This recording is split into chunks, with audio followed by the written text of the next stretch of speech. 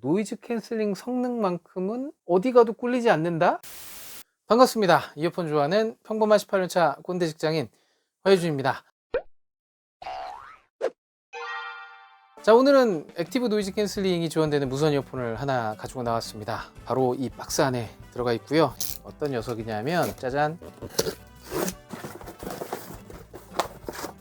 엔커. 오우, 예, 런칭 기념 행사라고 샀더니 이 가죽 케이스를 주네요. 자, 제품이 뭐냐면 엔커 사운드코어 리버티 에어 2 프로입니다. 예, 박스가 굉장히 크고 묵직하네요. 제가 앞에 리뷰했었던 사운드코어 라이프타 2, 이 녀석의 패키지도 굉장히 풍성하고 가격 대비 좋았는데, 제가 요거를 가성비가 너무 좋길래 ANC가 지원이 되는 모델이 있거든요. 똑같은 이름인데 그걸 살까 하다가 보니까 이게 출시가 됐더라고요. 2만 원만 더 주면 이걸 살 수 있어서 제가 제 돈 주고 직접 구입을 했습니다. 이거 어떻게 뜯어야 돼?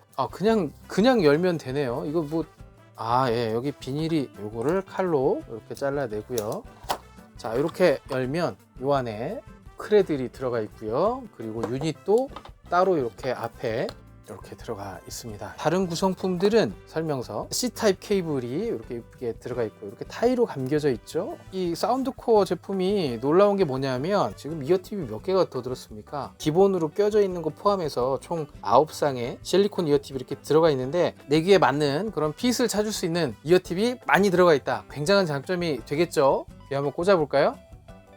자, 앞에 봤을 때 이렇게 착용이 됩니다. 어때요? 예, 제가 사실 스틱형 그 이어폰을 그렇게 썩 좋아하는 편은 아니거든요. 귓밥.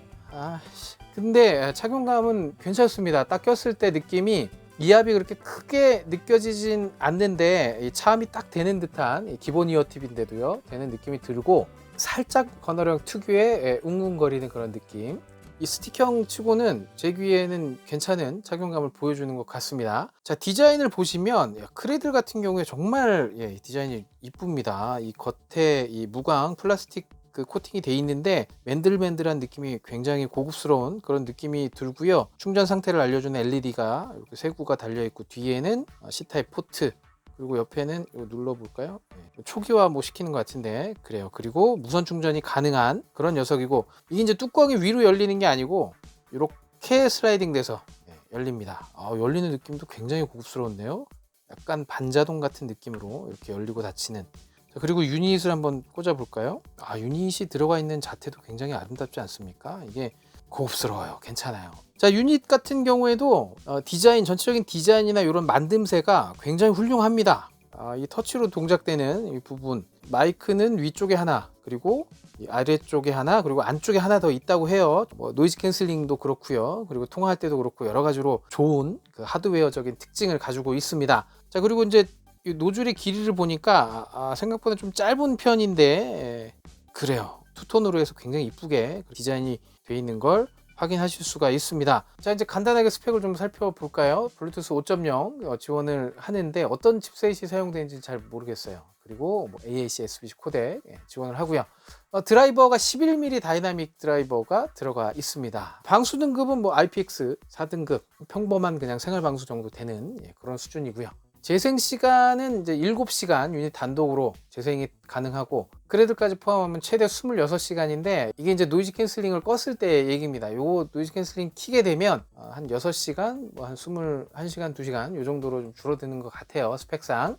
출퇴근하면서 바깥에서 이렇게 사용하실 때 큰 문제는 없는 그런 재생 시간을 가지고 있습니다. 큰 의미는 없겠습니다만, 이 버즈 프로하고의 스펙 비교표로 이렇게 올려드렸으니까 살펴보시고요. 이거 실제로 스펙보다는 들었을 때 느낌, 노이즈 캔슬링 성능, 통화 품질, 이런 게 또 중요한 것 아니겠습니까? 제가 쓰고 있는 폰이 갤럭시 S10 5G를 제가 쓰고 있는데, 며칠 출퇴근하면서 사용을 해보고 말씀드리도록 하겠습니다. 잠시만요.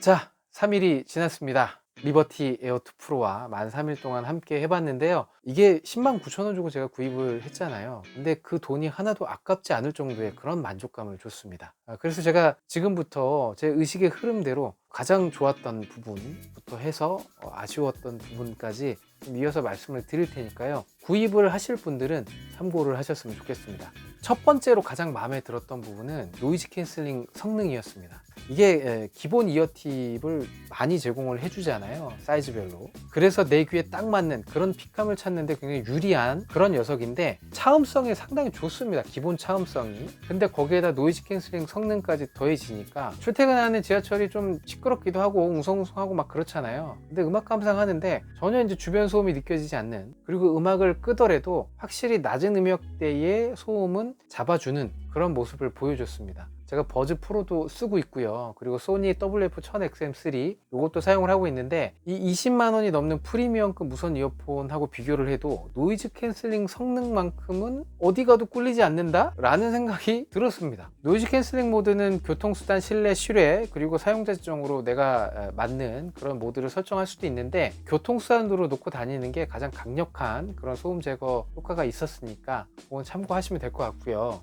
그리고 두 번째로 마음에 들었던 건 통화 품질입니다. 이게 유닛당 마이크가 3개씩 들어가 있어요. 물론 마이크가 뭐 많이 들어갔다고 해서 무조건 통화 품질이 좋다거나 이렇게 얘기하기는 힘듭니다만, 이거는 확실히 웬만한 바깥에 아웃도어에서 통화하는 데는 진짜 크게 무리가 없을 정도로 훌륭한 통화 품질을 보여주더라고요. 지금 엠커 사운드코어 리버티 에어2 프로로 차가 다니고 있는 길거리에서 통화를 하고 있는데, 바람이 살짝 부는 상황이기는 한데 상대방이 목소리가 뭐 괜찮게 들린다고 하네요. 지금 리버티 에어2 프로로 달리는 지하철에서 통화를 하고 있는 건데, 지금 마스크도 쓰고 있고 뭔가 달리는 건데도 되게 조용한 느낌이라서, 실제로 이 노이즈 캔슬링이 되게 작동을 잘해서 그런지 몰라도 되게 조용한 데서 통화하는 느낌이라 지하철이 달리고 있는 건지 어떤 건지 잘 모르겠어요. 지금 들으신 이 통화 내용이 제가 테스트한다고 처음 착용을 하고 나갔던 날 녹음을 한 겁니다. 근데 그 다음날까지도 통화를 계속 해봤는데, 내가 이 녀석으로 통화를 하고 있나라는 거를 까먹을 정도로 통화하는데 문제가 없었습니다. 세 번째로 마음에 들었던 건 전용 어플의 활용성이었습니다. 이게 그 리버티 에어2 프로 제가 전용 어플 연결을 해놓은 이 모습인데요. 요즘엔 웬만한 브랜드에서 전용 어플 이렇게 제공을 하잖아요. 근데 어플이라는 게 처음에 설정할 때만 좀 만져주면 그다음부터 쓸 일이 좀 많이 없긴 하죠. 근데 요거는 뭐 노이즈 캔슬링 모드를 왔다 갔다 변경하고 뭐 모드 바꾸는 것도 다 지원이 되는 부분도 있습니다만, 가장 좋았던 거는 이퀄라이저 설정을 다양하게 할 수 있다는 그런 부분이었어요. 제공되는 프리셋이 무려 22가지가 됩니다. 그리고 이걸 제가 하나씩 눌러가면서 테스트를 해봤더니 음장 효과가 잘 적용이 되는 게 느껴지더라고요. 그리고 거기다가 사용자 지정, 내가 원하는 사운드를 직접 할 수 있다는 부분도 참 마음에 드는 부분이었습니다. 그리고 이제 히얼 아이디라는 게 있어요. 이게 이제 제가 해보니까 흡사 그 건강검진 가서 청력 테스트하는 그런 느낌이더라고요. 높낮이가 다른 비프음을 들려주면서 이 소리가 들리는지를 체크를 하는 거예요. 그 결과를 바탕으로 해서 내 귀에 맞는 그런 이퀄라이저 설정을 잡아주는 건데, 큰 의미는 없지 않나 그런 생각이 들었습니다. 어쨌든 이런 기능도 있다. 그리고 내가 원하는 제스처 설정을 할 수 있다는 부분도 장점인데, 한 가지 좀 아쉬운 부분은 2번 탭 그리고 2초간 누르세요 이외에 뭐 3번 탭이라든지 1번 탭이라든지 이런 걸 설정할 수가 없더라고요. 그래서 볼륨 조절하고 트랙 이동을 동시에 설정하기가 좀 어렵다는 부분, 요거는 조금 아쉬운 부분이었습니다. 그리고 네 번째는 이 만듦새, 이게 참 가지고 다니는데 느낌이 좋더라고요. 이거 뭐 별게 아니라고 생각할 수도 있는데, 보통 주머니에 이렇게 넣고 다니잖아요, 외투 주머니에. 근데 이게 만져지는 느낌, 그리고 이렇게 슬라이딩으로 샥 열리지 않습니까? 닫을 때 느낌도 좋고, 사이즈가 작진 않습니다. 아마 바지 주머니에 넣고 다니기엔 조금 부담스러울 수는 있습니다만, 그럼에도 불구하고 괜찮은 디자인과 마감, 요것도 저한테는 참 좋은 만족감을 주는 부분이었어요. 자, 이제 그 아쉬운 부분을 좀 말씀을 드려야 될 것 같은데, 이어폰의 미덕은 역시 사운드 아니겠습니까? 사운드가 좋아야 좋은 이어폰이라고 얘기를 할 수 있을 것 같은데, 이게 뭐 사운드가 나쁘다는 건 아니에요. 가격대를 생각한다면 이 정도의 퀄리티 괜찮은데? 라고 할 수 있는 수준이긴 해요. 근데 역시나 저음과 고음이 강조가 되어 있는 V자형 사운드, 펀 사운드라고 얘기를 하죠. 근데 저는 무선 이어폰의 가격대가 이제 10만 원이 넘어가면 그런 부분들은 조금 플랫하게 다듬어야 되지 않는가라는 생각이 들거든요. 이 저음의 양이 너무 많고 울리면 듣는 음악의 종류에 따라서 이 밸런스가 조금 깨지는 것 같은 느낌이 들 때가 있단 말이죠. 그게 조금 이 녀석의 아쉬운 부분이 아닌가. 그리고 고음도 모든 음악에서 다 그렇게 느껴지지는 않았는데요, 살짝 치차름이 느껴지는 그런 부분이 있었습니다. 제가 뭐 이게 정답이다라고 말씀드리는 건 아니에요. 근데 제가 들었을 때는 너무 과한 좀 저음이 아닌가. 그래서 제가 이퀄라이저 설정을 저음 역대를 좀 낮춰서 이렇게 좀 해놨거든요. 그러니까 조금 괜찮은 느낌도 좀 들었는데, 근데 그렇게 바꿔도 다른 음역대에 왜곡이 좀 일어나지 않아서 그거는 좀 마음에 드는 부분이기도 했고, 어쨌든 이 가격대에 요 사운드보다 더 좋은 사운드를 들려주는 무선 이어폰들이 분명히 있습니다. 그래서 사운드만 봤을 때는 조금 아쉬운 부분이 있었다. 처음에는 그냥 가벼운 마음으로 리뷰를 하려고 했습니다. 근데 사용을 하다 보니까 사용을 하면 할수록 참 마음에 드는 그런 녀석이다. 데일리로 가지고 다니면서 쓰기에 괜찮은 녀석이다 라는 생각이 참 드네요.